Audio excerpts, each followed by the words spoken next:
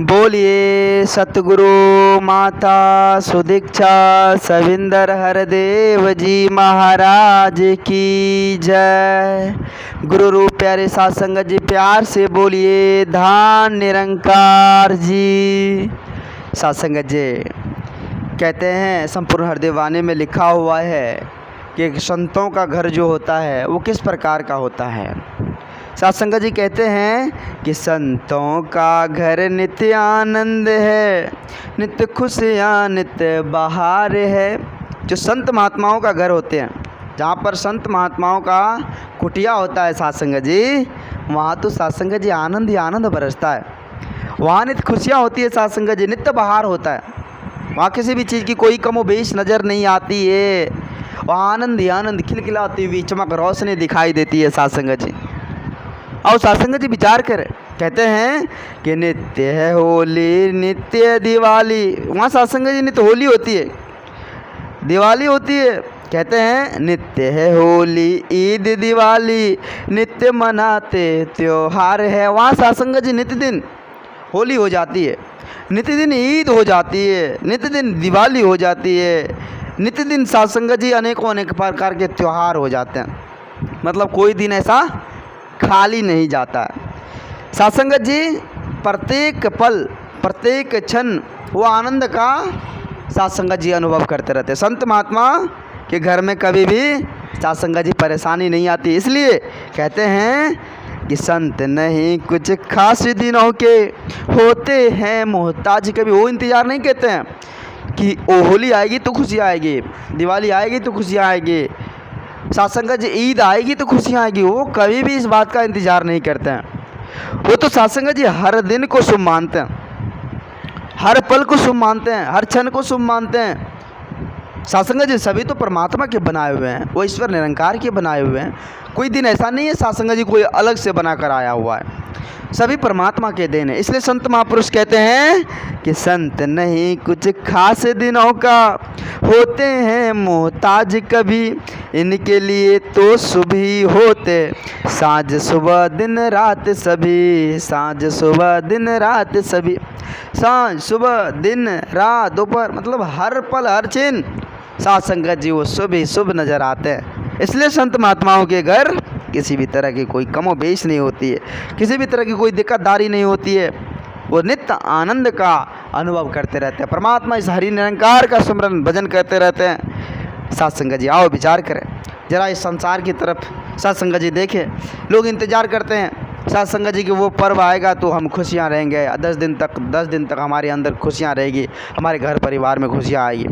10 दिन ही क्यों, भगवान ने तो हर एक दिन को बनाया है, भगवान ने तो एक एक क्षण एक एक पल को बनाया है। वो तो सब कुछ उसी का बनाया हुआ है, तो फिर वो अशुभ हो कैसे सकता है। कोई आज कोई क्या, बहुत सारे लोग के मुख से सुने होंगे साध संगत जी आज का दिन खाली है। ये क्या बात है साध संगत जी, आज का दिन खाली है। ये खाली दिन कौन बनाया भाई, ये भी तो भगवान ने बनाई है, तो फिर खाली कैसे हो सकता है, यह दिन अशुभ कैसे हो सकता है, ये भी तो परमात्मा का बनाया हुआ है। ऐसा रहता है कि साध संगत जी यह दिन कोई दूसरा कोई बना दिया हो फिर जाकर इसको हम अशुभ मान लेते हैं। जब सब कुछ परमात्मा का बनाया हुआ, परमात्मा अपनी हाथों से बनाया है, तो फिर इसको अशुभ अशुभ हम कहने वाले कौन होते हैं साध संगत जी। हमारी क्या औकात जो इस दिन को शुभ अशुभ कह दें। नहीं साध संगत जी, परमात्मा के बनाए हुए एक एक क्षण एक एक पल है, और परमात्मा के बनाए हुए कभी अशुभ नहीं होता। साध संगत जी वो हर एक क्षण हर एक पल शुभ ही शुभ है। इसे संत महापुरुष कहते हैं। साध संगत जी उसकी बातों पर हमें विचार करनी होगी, संत महात्माओं के अनमोल वचन को स्वीकार करनी होगी। क्योंकि संत महात्मा कहते हैं साध संगत जी कि जिसके घर में संत महात्माओं का आना जाना लगा रहता है, संत महात्माओं का पदार्पण होते रहता है, उसके घर में साध संगत जी किसी भी तरह की कोई कमोबेश नहीं हुआ करती है। कहते हैं कि संत जनों के घर में होता दुख का नहीं बसेरा है, नित्य बरसती मेहर गुरु की नित्य सुखों का डेरा है। नित्य सुखों का डेरा है साध संगत जी, नित्य दिन वो सुख रहते हैं, उसके अंदर उसके अपने अंतरात्मा खिलखिला उठती है, प्रेम एकत्व मिलवर्तन के साथ वो जीते हैं साध संगत जी। साध संगत जी इसलिए कहते हैं कि संतों के घर नित्य संतों का आना जाना होता है, इसलिए तो इनका हरदम बड़ा खजाना होता है, बड़ा खजाना होता है। साथ संगत जी, खजाना तो तभी भर सकता है जब भरने वाले आ जाएं, दरवाजे पर भरने वाले आ जाएं, संत महापुरुष आ जाएं, वही तो खजाना को भर सकते हैं साथ संगत जी। और किसके हाथ में है? किसी के हाथ में नहीं है साथ संगत जी। संत महात्माओं की कृपा से ही सब कुछ संभव होता है। इसलिए संत महात्माओं को अपने घर बुलाना और साथ संगत जी अच्छे से खाना, अच्छे से अच्छे खाना खिलाना, आशीर्वाद प्राप्त करना, उनके साथ बातचीत करना, सत्संग करना, साथ संगत जी सेल्फ है इस परमात्मा, इस निर्गुण निरंकार दातार का साथ संगत जी हम प्यारा हो जाएंगे साथ संगत जी। किसी भी चीज़ की कोई कमोबेश नहीं रहेगी, किसी भी चीज़ की चिंता नहीं रहेगी। कहते हैं अंग संग अपने देख हरि को, संत में रहते मगन सदा।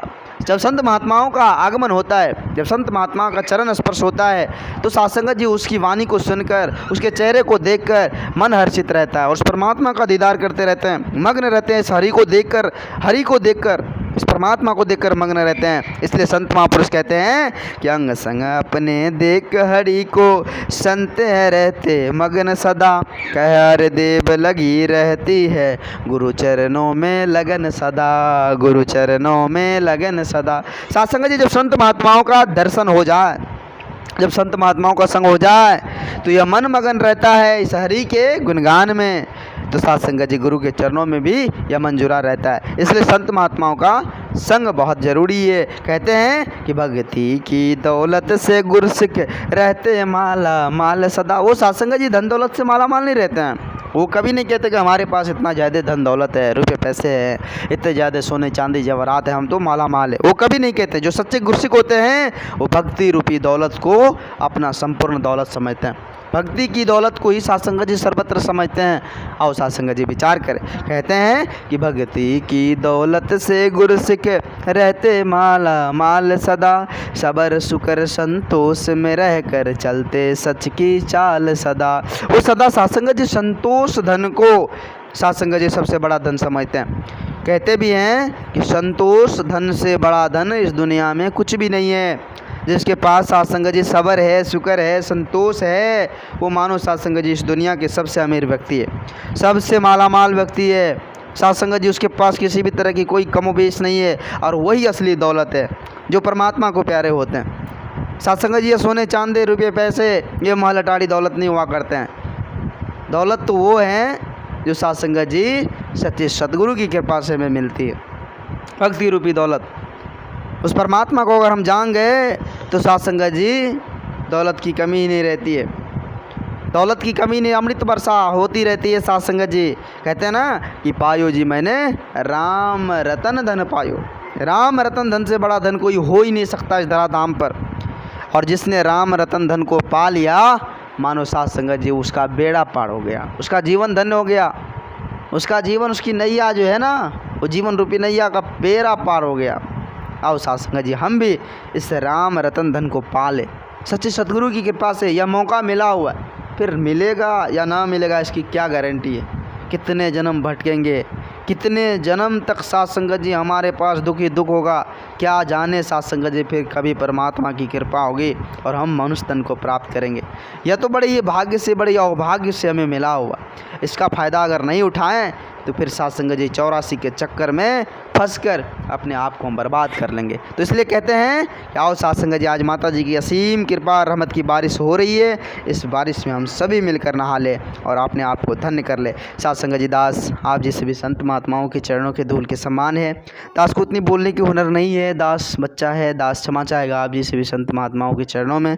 भूल बच के लिए दास अगर दास के मुख से कोई अपशब्द निकल गया हो या कोई आपके दिलों को ठेस पहुंचाने वाली बात निकल गया हो तो दास क्षमा चाहेगा।